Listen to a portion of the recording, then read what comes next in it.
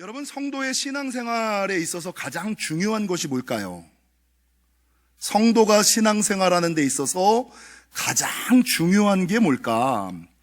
지난 10월 26일과 27일에는요, 경북 김천에서 김천 김밥 축제가 열렸어요. 제1회 김천 김밥 축제가 열렸는데, 문제는 주최 측에서 2만 명 정도가 참석할 것이다 라고 예상을 해서 2만 명분의 김밥을 준비했는데, 여러분, 그 5배에 달하는 10만 명이 참석을 해서 김밥 축제임에도 불구하고 김밥이 없는 축제가 되었다. 이거를 매스컴과 미디어에서 보도하는 것을 보았습니다. 김천 김밥 축제는 김밥 없는 김밥 축제였다. 여러분, 마찬가지로 우리가 많이 쓰는 말 가운데 안고 없는 찐빵이다 라는 말을 사용하시죠. 이 안고 없는 찐빵이라는 말, 김밥 없는 김밥 축제라는 말은 정말 중요한 것이 빠졌을 때, 없어서는 안 되는 것이 없었을 때, 야, 그거는 안고 없는 찐빵이야, 야, 그건 김밥 없는 김밥 축제지, 그게 무슨 축제야, 이렇게 되는 거라고요.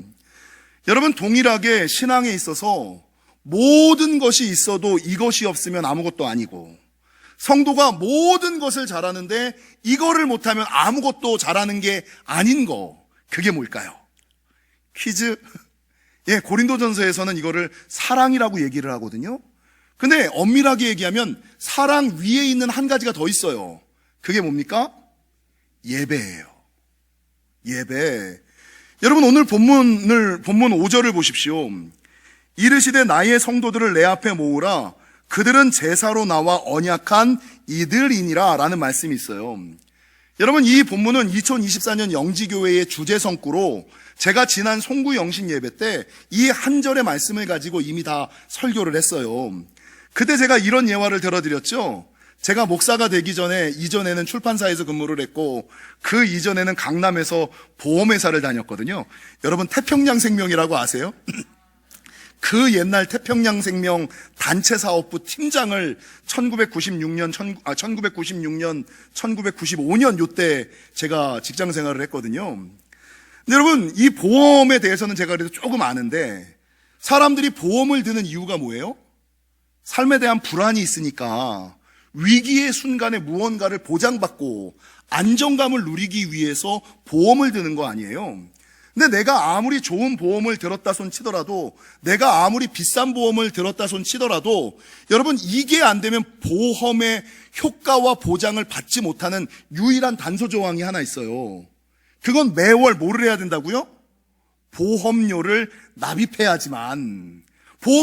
좋은 보험을 들었다고 비싼 보험을 들기는 들었는데 매월 보험료를 납입하지 않으면 내가 아무리 좋은 보험, 비싼 보험을 들었다 손 치더라도 그 보험이 주는 보장과 혜택을 받지 못한다라는 것이죠.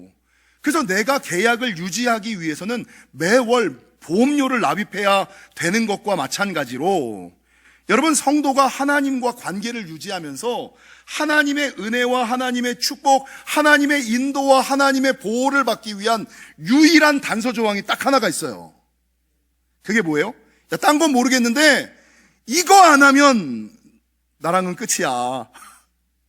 이거는 꼭 지켜야 돼. 하나님과 나와의 관계를 유지하기 위한 하나님께서 달아놓으신 유일한 단서 조항, 보험회사에서는 보험료 납입이라고 이야기하고, 여러분, 성경에서 주님은 뭐라 그러느냐? 예배는 드려야지 된다. 여러분, 가끔 예배하지 않고 사역하시는 분들이 계세요. 예배하지 않으면서 사역하고, 예배하지 않으면서 봉사하고, 예배하지 않으면서 헌금만 하고 막 이러는 분들이 계시는데, 이 예배 없이 사역하는 모든 것들은 앞서 말씀드렸던 것처럼 안골을 넣지 않고 찐빵을 만드는 것과 같은 말도 안 되는 어불성설. 자기는 안골을 넣지 않았으면서 내가 만든 것은 찐빵이야 라고 우기는. 근데 안고가 들어가 있지 않은 찐빵이 찐빵입니까? 자기는 찐빵이라고 우겨도 그거는 사람들 보기에 찐빵이 아닌 것처럼 예배를 드리지 않고 하는 모든 것들은 하나님께서 보시기에, 하나님께서 받으시기에 합당하지 않은 것이다. 그래서 모든 것이 있어도 이것이 없으면 아무것도 아닌 거. 교회 안에서 모든 것을 잘해도 이거를 잘못하면 아무것도 잘하는 것이 아닌 거. 그게 뭐냐?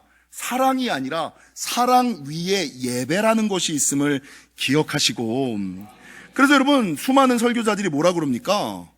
예배에만 성공해도 인생에 성공한다. 이게 다 여기에서 연유한 말이라는 거죠. 근데 문제는 사람들이 하나님께서 우리에게 제일 먼저 원하시고 제일 중요하게 여기시는 것이 예배라는 것을 모르고, 오늘 본문뿐만 아니라 이사야 1장의 말씀처럼 사람들이 예배할 때에 아무런 준비 없이 기대 없이 기도 없이 형식적으로 의무적으로 마지못해서 예배를 드리는 거예요. 그러니까 기대 없이 기도 없이 형식적으로 의무적으로 마지못해 드리는 예배를 드리니까 오늘 본문에서 하나님께 예배하는 자들에게 하나님께서 하늘의 구원을 허락해 주신다라고 말씀하셨는데 하나님의 구원의 역사를 경험하고 있지 못한다는 거죠.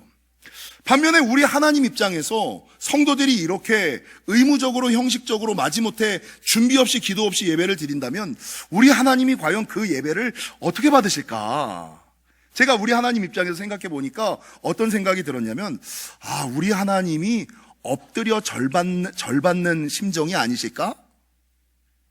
이거 드리지 말라고 그럴 수도 없고, 그거라도 안 드리면 아예 안 올 것 같으니 싫다라고 말할 수도 없고, 이러지도 못하고 저러지도 못하고 엎드려 절받는 심정으로 우리 하나님께서 우리의 예배를 받으시지는 않을까라는 생각이 쓰더라는 거죠.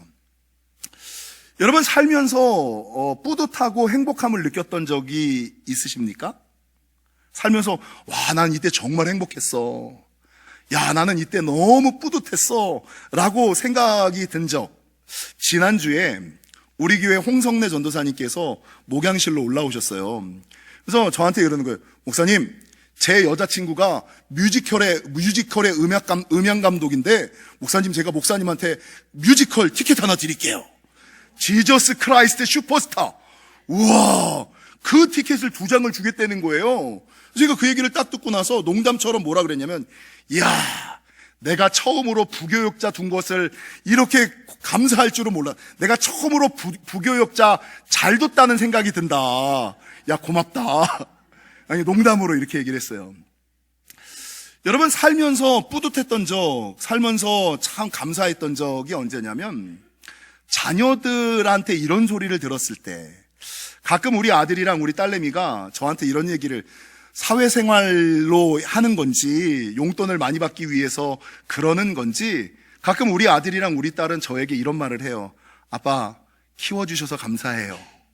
제가 이렇게 된 거는 다 엄마 아빠 덕이에요. 이게 입에 발린 소리일지는 제가 잘은 모르겠어. 근데 요 얘기를 해 가끔.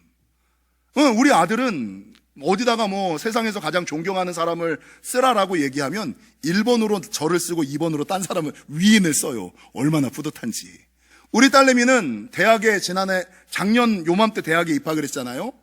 대학을 입학하고 나니까 아이패드 같은 게 있어야지 된대요. 그러니까 주변에서 조금씩 돈을 모아서 아이패드 사라고 용돈을 주셨어요. 그래서 저는 당연히 자기가 정말 갖고 싶었던 게 아이패드니까 아이패드를 사겠지라고 생각을 했는데, 어느 날 저보고 커피를 먹으러 가자는 거예요. 커피를 먹으러 가갖고 이렇게 앉았는데, 어디 화장실에 갔다 오더니 주섬주섬 가방에서 뭔가를 딱 꺼내서 주는데 이걸 주는 거예요. 그래서 아빠, 키워주셔서 감사해요. 제가 아이패드를 사고 싶은데 아빠 설교하는데 갤럭시 탭이 더 필요할 것 같아서 아빠 거 먼저 샀어요. 키워주셔서 감사해요.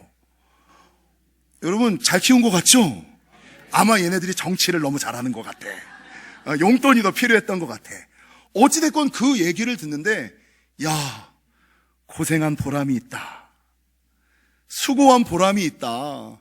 힘쓰고 애쓴 보람이 있다. 키우기를 잘했다. 헌신할 만하구나.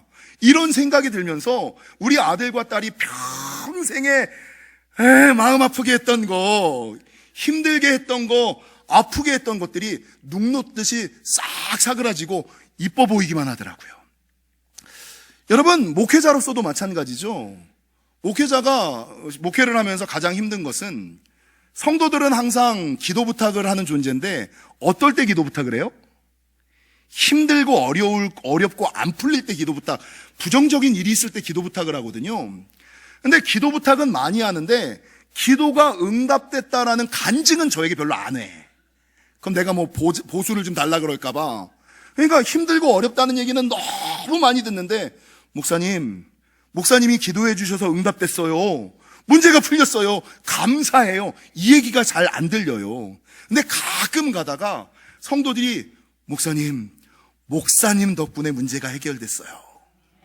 목사님의 기도 덕분에 문제가 해결됐어요. 라는 얘기를 들으면, 여러분 앞서 아들과 딸에게 그런 얘기를 들었던 것처럼, 힘들고 어려워도 목사하기 잘했지, 목회하기 잘했지 라는 생각이, 뿌듯하고 행복한 감정이 마음에 남아 있다라는 것이죠. 여러분, 우리 하나님도 마찬가지지 않을까? 우리 하나님께서 우리를 힘들고 어렵게 다 만들어 놓고 나서 맨날 힘들고 어려운 얘기만, 기도 응답만 듣다가 우리가 불렀던 찬양처럼 감사는 올리지 않고 간구만 올리니까 얼마나 힘들어요. 근데 그럼에도 불구하고 우리 하나님 마음의 모든 시름이 다 쏟아질 때는 언제일까? 여러분, 오늘 본문 11절과 13절은 뭐라고 증거하느냐? 산의 모든 새들도 내가 아는 것이며 들의 짐승도 내 것이므로다. 내가 숫소의 고기를 먹으며 염소의 피를 마시겠느냐? 이게 뭐예요?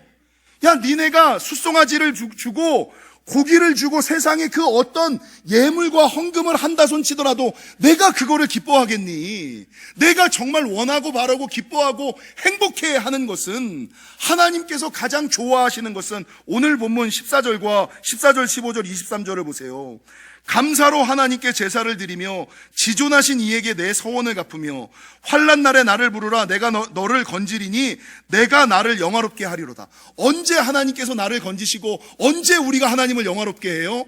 감사로 예배하고 감사로 제사하고, 여러분 물질을 드리는 것보다 감사의 고백을 하나님께 올려드릴 때 하나님께서 너무 좋아하시는 거야. 그리고 나서 너무 좋으시니까, 너 필요로 하는 게 뭐야? 너 원하는 거 뭐야? 너 바라는 거 뭐야? 내가 들어줄게. 내가 풀어줄게. 내가 열어줄게. 여러분 23절도 보십시오.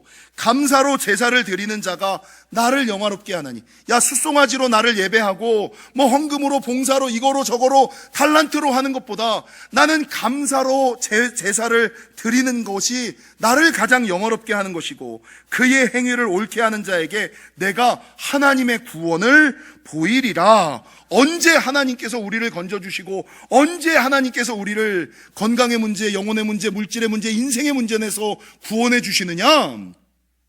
여러분, 기도 많이 하고 봉사 많이 하고 헌금 많이 해도 하나님께서 들으시기는 하거든요. 근데 하나님께서 가장 원하시고 가장 바라시고 가장 빠른 응답과 가장 빠른 축복, 가장 많은 가장 높은 역사가 나타나는 것은 우리가 뭐 할 때? 예배할 때. 특별히 어떻게 예배할 때? 감사로 예배할 때. 주님 감사해요. 주님 감사해요. 감사로 하나님께 고백하고 나아갈 때 하나님께서 가장 기뻐하시고 뿌듯해하시고 행복해하시고, 이전에 내가 하나님 앞에 잘못했던 모든 것들이 눈 녹듯이 다 녹아지는 때가 언제냐? 이때라는 것이죠.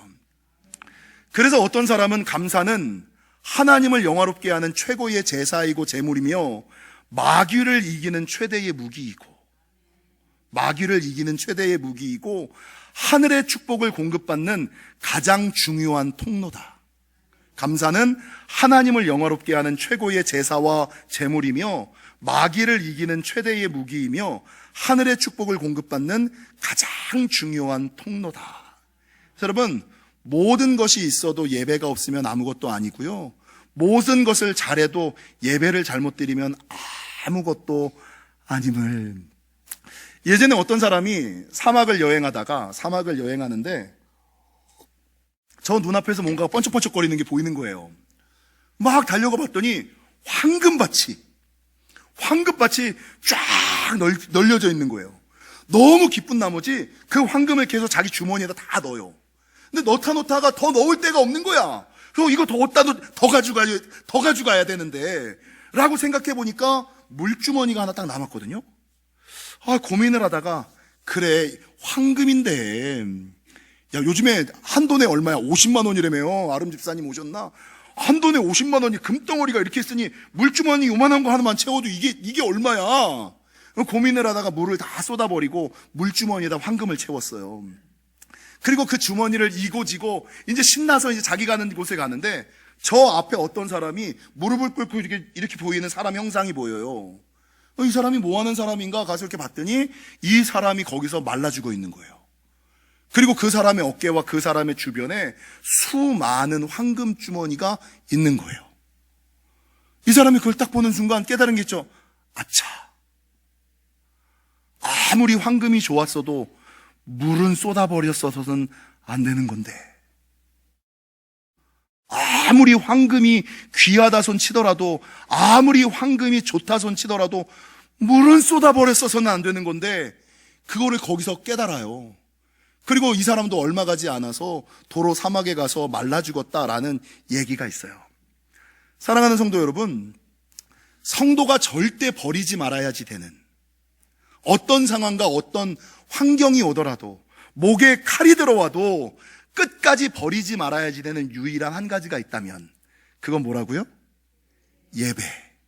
그리고 그 예배가 우리가 불평하고 원망하며 드리는 예배가 아니라 기대하고 준비하고 사모하고 간구하며 드리는 감사로 예배를 드릴 때 하나님께서 받으시는 그거, 내가 하나님을 위하여 해드리는 것 중에 하나님이 제일 기뻐하시는 것은 감사로 예배를 하는 것이고, 감사로 예배할 때 하나님께서 우리를 건지시고 구원해 주시는 놀라운 역사가 있음을 기억하시고, 저와 여러분은 이 땅 살아갈 때에 절대 이 예배의 물은 쏟아버리지 아니하시고 끝까지 예배하시되 감사로 예배하시는 저와 여러분이 되시기를 주님의 이름으로 간절히 축원합니다.